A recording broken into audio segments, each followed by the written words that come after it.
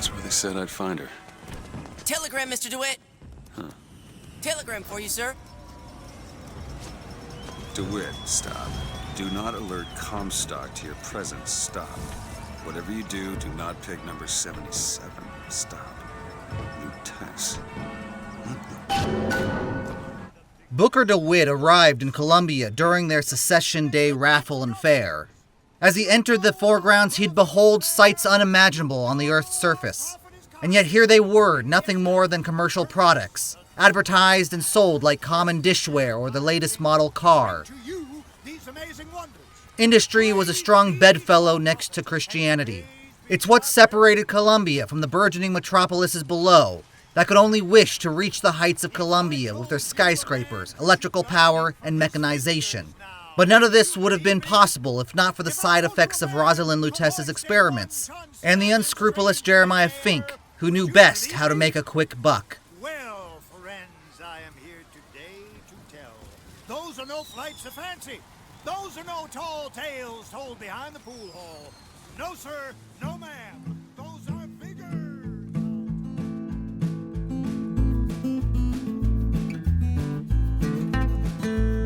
In 1859, Charles Darwin flipped biology on its head with the publication of his book, The Origin of Species. In it, he argued that man evolved from primates through what he called natural selection. British philosopher Herbert Spencer applied Darwin's theory to human society and suggested that society advances where its fittest members are allowed to assert their fitness with the least hindrance, while those deemed unfit should not be prevented from dying out. His interpretation spawned what is commonly referred to as social Darwinism, a belief that any form of wealth redistribution, labor protections, and economic legislation prevented the captains of industry from truly grabbing hold of the great chain and giving it a hard tug in the right direction. At the height of the Gilded Age, the captains of industry latched onto social Darwinism to explain away their ruthless monopolization of the economy. They expressed the need for limited government to ensure that true competition elevated only the fittest, and thus allowed the noblest of biological traits to pass on, while the degenerate were expunged from the gene pool. According to his autobiography, when steel magnate Andrew Carnegie first heard of Herbert Spencer's theory, a light came as in a flood and all was clear. Not only had I got rid of theology and the supernatural, but I had found the truth of evolution. All is well since all grows better became my motto, my true source of comfort. Man was not created with the instinct for his own degradation, but from the lower he had risen to the higher forms. Nor is there any conceivable end to his march to perfection. Soon after his conversion, he would extol his thoughts further in the essay, The Gospel of Wealth, explaining, "The law of competition, be it benign or not, is here. We cannot evade it. No substitutes for it have been found. And while the law may be sometimes hard for the individual, it is best for the race, because it ensures the survival of the fittest in every department." Though the likes of Andrew Carnegie, John D. Rockefeller, J.P. Morgan, and Cornelius Vanderbilt thrived in this era of unfettered capitalism, while attributing their success to their innate God-given qualities, others perceived them not as captains of industry, but rather as robber barons. Men in positions of power who tightened the screws on the working class to squeeze out 1 second more of labor and profit. They cut wages, ignored unsafe factory conditions, busted unions, suppressed strikes, undercut competition, and flooded Congress with bribes. For men like these, they had transformed the United States into a capitalist utopia and placed themselves at the top of the hierarchy. Social Darwinism in the Gilded Age had reshaped our economy drastically and redefined what it meant to be an American. Therefore, it was only right to transplant this way of thinking to Columbia and perfect it.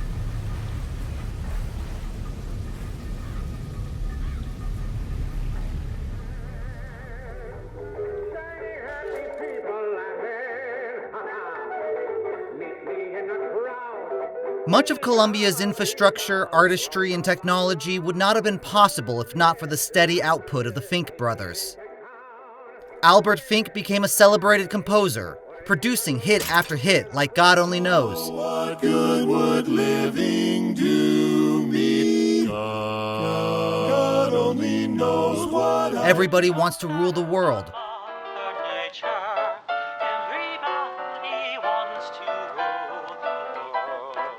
Tainted Love.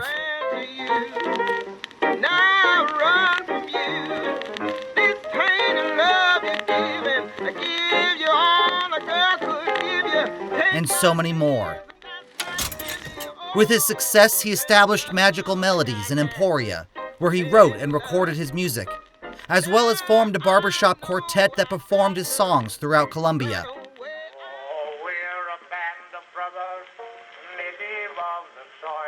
And then there was his brother, Jeremiah Fink, the inventor and businessman whose stature rivaled that of Zachary Hale Comstock.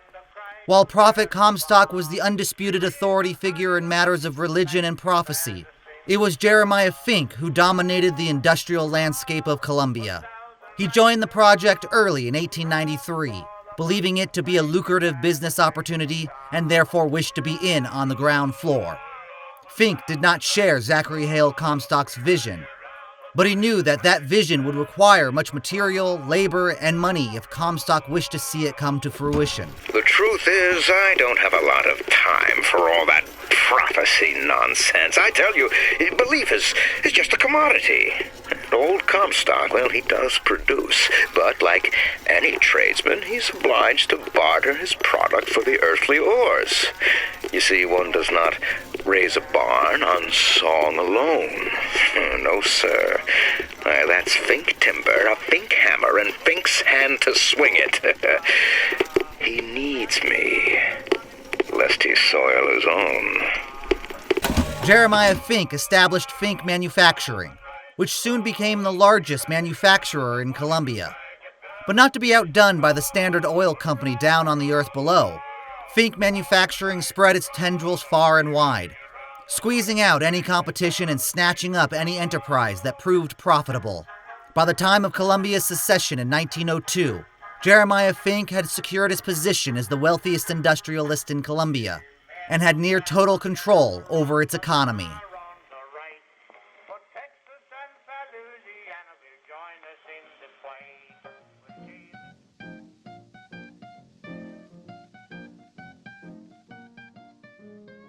Betterman's auto bodies gave the disabled, sickly, or severely injured a second chance at life with a mechanized body that improved vitality, enhanced their strength beyond that of an average human, and promised immortality. Samuel always thought that the pew on Sunday went hand in hand with the desk on Monday. Science is the slow revelation of God's blueprint. After 2 years in the Lamb's Tower on Monument Island, he took ill with cancer of the stomach. I prayed to the prophet, and the prophet delivered unto us a miracle through his servant Fink. I do not know if I will ever get used to a husband bound in a skeleton of metal, but better a handyman than a dead one. However, becoming one of these handymen came at a great cost. Not only did they now have to live in a metal body comparable to that of the iron lung of the olden days, but it came with many unexpected side effects. Their appearance alone attracted a lot of unwanted attention that left them insecure or afraid. Several handymen expressed great pain in the lumbering suit, and that kept them from achieving a good night's sleep. Depression was not uncommon among the machine-infused humanoids, and for most, this led them to lash out at loved ones in moments of inconsolable rage. Samuel, when the spells of anger come, I want you to play this recording and remember that I am the proudest woman in Colombia to have been your wife. They said your soul was choked by the fumes in that metal box, but this I do not believe. And we shall meet again on that eternal shore. Both of us whole and smiling. I love you. I love you. I love you. Psychological torment mixed with superhuman strength and speed created a dangerous work environment and threatened to undercut production time and damage company property. At any moment, the slightest irritant could trigger a handyman's temper and send them flying into a violent rampage. To guard against this, Jeremiah Fink formed a task force to monitor the handymen and subdue them should they become emotionally volatile. Yet as should be expected, the job proved too intense for them to handle, and many found ways to abandon their post more often than not. I tell you, William, it's getting so the foxes are afraid of the hens. If Fink was going to hire a bunch of goons to keep an eye on the handyman, he should have found some with less yellow in the belly. Now they're hiding away from Tin Man invalids in their precious little guard room. If you need to get in there on your shift, the code is 2847. Despite the considerable drawbacks to the handymen, their usefulness outweighed any possible disruption caused by their tempers. They performed menial labor in the factory, as well as were watchmen in the prison yard. And when Booker DeWitt arrived, became a formidable force against the interloper threatening their way of life.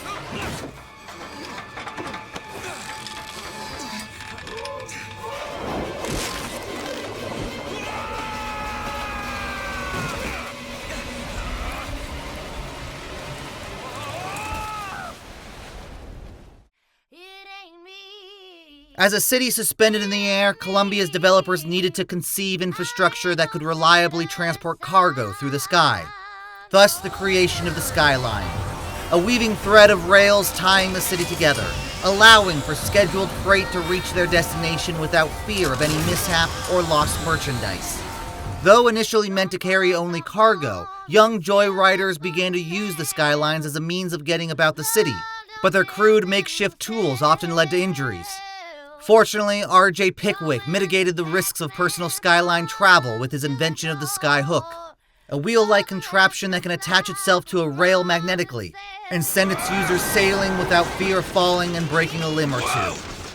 Pickwick sold his invention to Jeremiah Fink, who has since mass-produced them.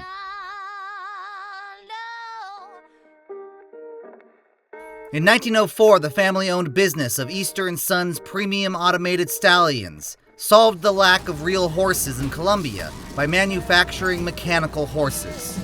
Originally created with the police and military in mind, Easter & Sons brought their product to the masses, and at the Secession Day Raffle and Fair, proudly touted the following. Developed by Fink Industries for our troops, now available to all citizens of Columbia, Equus Mechanical, the automatic stallion, the horse of the future, today! He'll ferry you with ease to and from your place of business, or on a romantic evening ride with the missus. He'll haul carriages, vending items, furniture, and more. From the heaviest item to your most delicate possession, Equus Mechanical. He'll never tire, never throw, never hunger, never thirst, never break a leg, never befoul your stalls with filth. Equus Mechanical, good enough for Columbia's finest, good enough for you.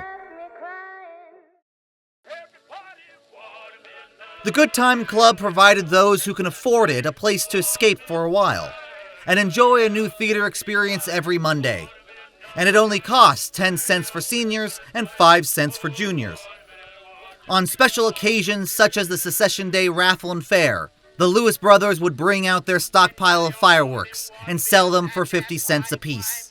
They crafted over 100 different varieties of fireworks, much to the delight of the onlookers when the celebrations lit up the night sky. Then there was Fink Manufacturing's crowning achievement, the Vigors. Drinking one would give you the power to lift heavy objects into the air, or shoot lightning from your fingertips, or unleash a murder of crows at any would-be hooligan. Marlowe, a member of the founders, patented Vigors, while Fink mass-produced them. However, their development was not a smooth one. In October 1900, the Vigor, known as Devil's Kiss, set fire to a factory building. To prevent the fire from spreading, it was detached from the city and left adrift. The workers, unable to escape in time, perished in the hellish inferno. It is believed that around 359 people died in the incident, but Fink's cover-up soon afterwards muddied the facts on the ground, thus denying us any knowledge of the real death toll. 8 years passed before Vigor production resumed. Yet, the citizens of Columbia, remembering the horrible fire, remained skeptical of their usefulness. Fink did all he could to reassure them of the product's safety and necessity. Now, I know there's been some concern about the nature of the work we do here at Fink Manufacturing. Why, some say they're uncomfortable with the purported harm and suffering our research brings. But friends, let me pose a simple question. Is there anything you would not do to guarantee the health and safety of your loved ones? My interest is the future health of your children. An ounce of prevention is worth a pound of cure. To the people of Columbia, the Fink brothers were a powerhouse duo. One a brilliant artist, and the other a shrewd businessman. But should the curtain ever be pulled back and the source of their genius presented for all to see, they'd be defamed as nothing more than charlatans, thieves and liars passing off the creations of others as their own.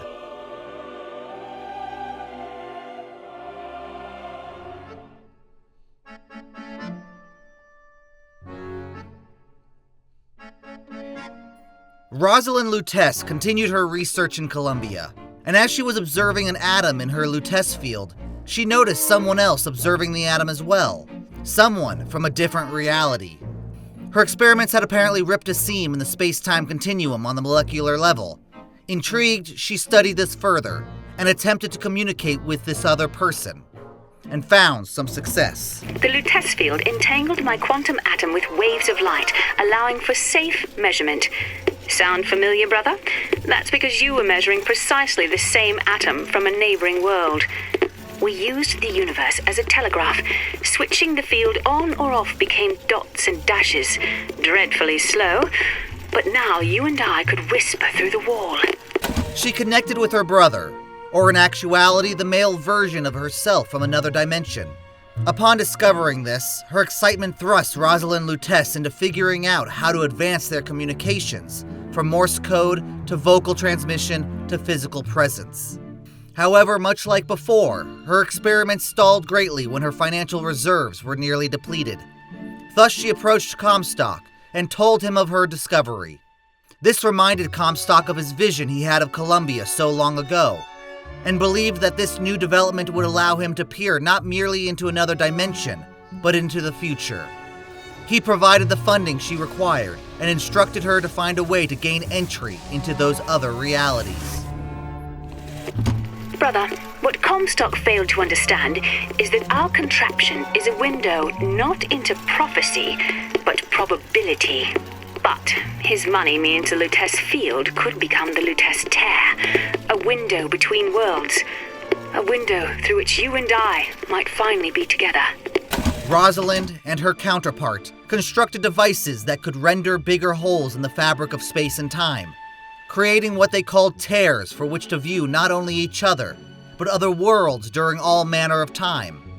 Then, on October 8th, 1893, her brother stepped through the tear and entered Rosalind's reality.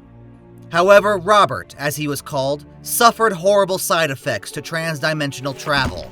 You have been transfused, brother, into a new reality, but your body rejects the cognitive dissonance through confusion and hemorrhage. But we are together, and I will mend you. For what separates us now but a single chromosome? As Robert's brain threatened to snap under the twisting incongruity of his presence when a version of himself already existed, and therefore defied the Pauli exclusion principle that stated that no two identical entities could inhabit the same quantum state at the same time. Rosalind nursed him until the episode passed. When I finally brought my brother through, he seemed to lack the capacity to square his own reality with this one. I suspected such a thing would happen, yet had no means to accommodate his distress. His behavior was that of the feeble-minded. He hemorrhaged nearly continuously from his nose. Naturally, I was able to transfuse him from my own veins and thus avoid catastrophe. In the end, it was music that proved therapeutic and grounded his thoughts. A middle C vibrates at 262 hertz, no matter what the universe. When he recovered, Rosalind introduced him to the rest of Columbia as her brother, and together they continued their study into the capability of the tears. Rosalind Lutece had used the tear to unite with her brother, her goal now achieved. But for the others, they viewed the tear's usefulness differently. Comstock peered into them for prophecy, while the Fink brothers saw them as a gold mine. Albert Fink was the first to recognize the money-making potential of the tears. In his studio, he listened closely as music wafted through time and space. As he did, he captured the lyrics and melody of the songs he heard, then fashioned them to best appeal to the sensibilities of the 1890s. Released under his own name, the records sold like gangbusters, and Albert won great acclaim for his talents, while also becoming filthy rich in the process. Jeremiah took note of Albert's success, and any skepticism he might have initially harbored about the tears were laid to rest. I had thought you a fool, dear brother, when you told me that you heard wonderful music trumpeting from holes in the thin air. I began to doubt your mental integrity. But not only have you made your fortune from these doodads, you have lit the path for me as well.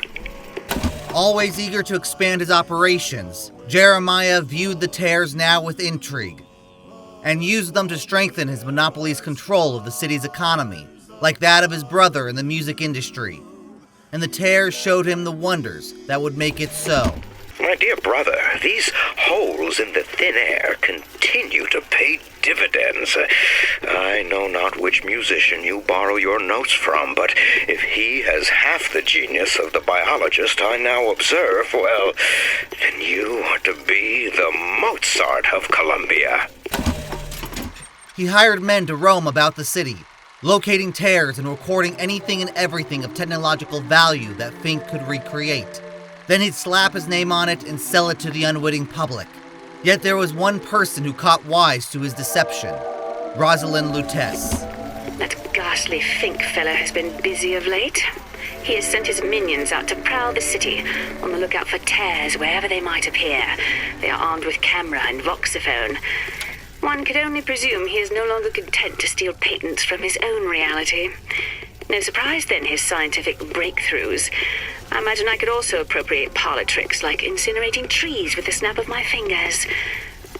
But the universe offers more delicious fish to fry. Jeremiah Fink struck the mother lode when his scavengers found a tear linking Columbia, the city in the sky, to Rapture, the city under the water. Here, he'd steal many of their technological breakthroughs, including the most revolutionary of them all, the Vigors. Known as plasmids in Rapture, a Dr. Yi-Su Chong extracted the necessary genetic substance from sea slugs found at the bottom of the Atlantic Ocean. Fink watched how Dr. Suchong acquired Atom, as the substance was called, and then refined it into a viable plasmid. Wasting no time, Fink established a research laboratory and sent divers to Rapture to harvest the sea slugs. A mighty operation that tore into Fink Manufacturing's bottom line. Sea slugs. Goddamn sea slugs. Could that Oriental have come up with a more inconvenient fuel for his plasmids? If there is a God, and I've seen more evidence to the contrary than in support, you'd think he'd have put Atom into the belly of a nice little seagull or crow. The cost of all these underwater expeditions are murdering my margins. After years of research and development, the Vigors were finally ready for market. And the Secession Day raffle and fair would be Fink's chance to convince the public of their safety and utility. They would have been his greatest success, and a huge moneymaker, if not for the arrival of Booker DeWitt. If I told you a man could hoist a 1-ton stallion straight into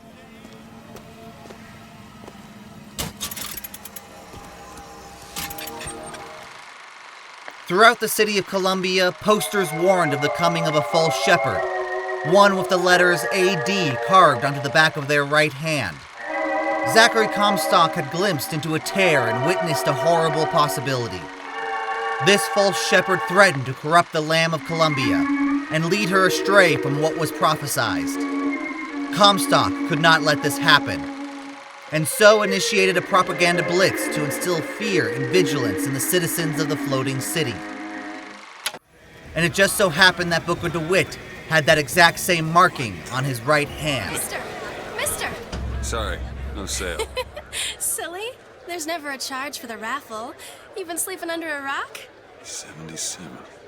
77. That's a lucky number. I'll be rooting for you. Bring me the bowl! Is that not the prettiest young white girl in all of Columbia? All right, then. The winner is number 77! Oh, what do you know? Over here! Over here! He's the winner! Number 77, come and claim your prize! First throw! First throw!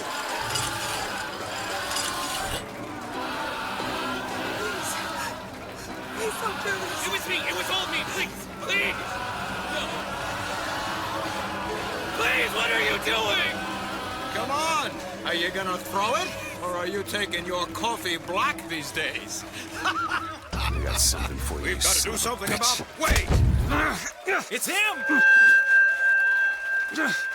Now, where'd you get that brand, boy? Don't you know that makes you the backstabbing snake in the grass false shepherd? And we ain't letting no false shepherd into our flock. Show 'em what we got planned, boys!